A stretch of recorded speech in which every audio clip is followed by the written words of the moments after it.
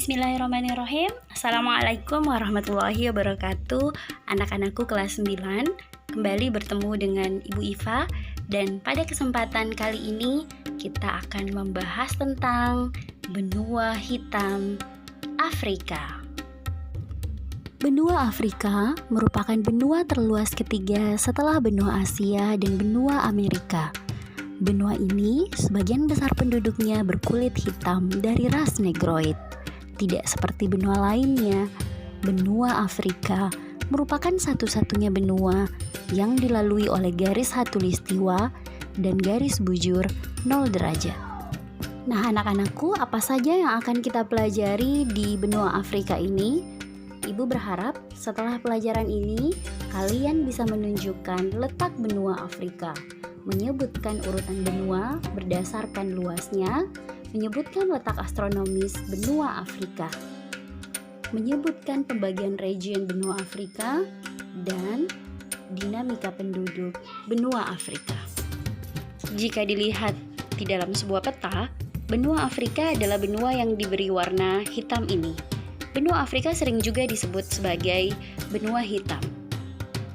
Jika dilihat dari luasnya, benua Asia menempati urutan pertama, benua terluas di dunia. Lalu selanjutnya benua merah, benua Amerika. Urutan ketiga ada benua hitam Afrika. Di urutan keempat ada benua Eropa, dan benua terkecil adalah benua Australia. Benua Afrika adalah benua dengan luas 30.290.000 km persegi. Dan secara astronomis, benua Afrika terletak di antara 17 derajat bujur barat sampai 52 derajat bujur timur dan 35 derajat lintang utara sampai dengan 34 derajat lintang selatan. Benua Afrika memiliki batas-batas wilayah sebagai berikut. Di sebelah utara berbatasan dengan Laut Tengah atau Laut Mediterania. Sebelah selatan berbatasan dengan Samudra Atlantik dan Samudra Hindia. Sebelah timur berbatasan dengan Laut Merah dan Samudra Hindia. Sedangkan di sebelah barat berbatasan dengan Samudra Atlantik. Secara geografis, pembagian region wilayah benua Afrika yakni Afrika bagian utara, Afrika bagian selatan, Afrika bagian tengah, Afrika bagian timur, dan Afrika bagian barat. Untuk lebih jelasnya, mari kita mengamati gambar berikut ini.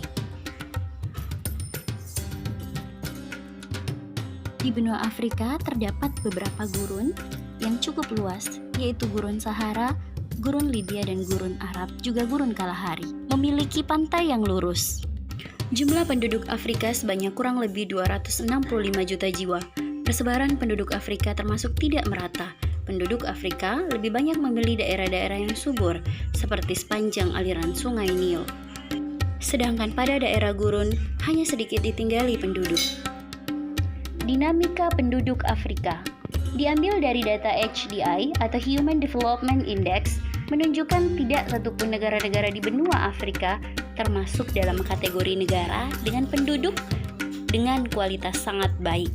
Keadaan tersebut dikarenakan tingginya angka kemiskinan dan masih banyak konflik bersenjata yang ada di Afrika.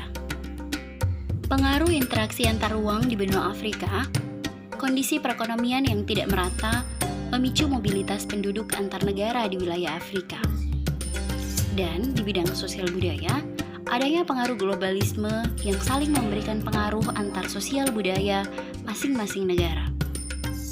Di bidang politik, memicu munculnya konflik sosial dan integrasi sosial.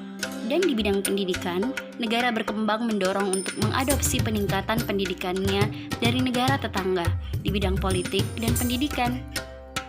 Kualitas penduduk benua Afrika salah satunya dapat dilihat dari tingkat pendidikannya. Pada umumnya, tingkat pendidikan negara-negara di benua Afrika masih tergolong rendah. Menurut kajian OECD, Organization for Economic Cooperation and Development, pada tahun 2015, negara-negara di benua Afrika yang tergolong agak maju tingkat pendidikannya yaitu Mesir, Tunisia, Botswana, Afrika Selatan, dan Ghana. Benua Afrika dihuni oleh beragam etnik, seperti etnik Negro, merupakan penduduk asli Afrika. Jumlahnya sekitar 70% dari penduduk benua Afrika.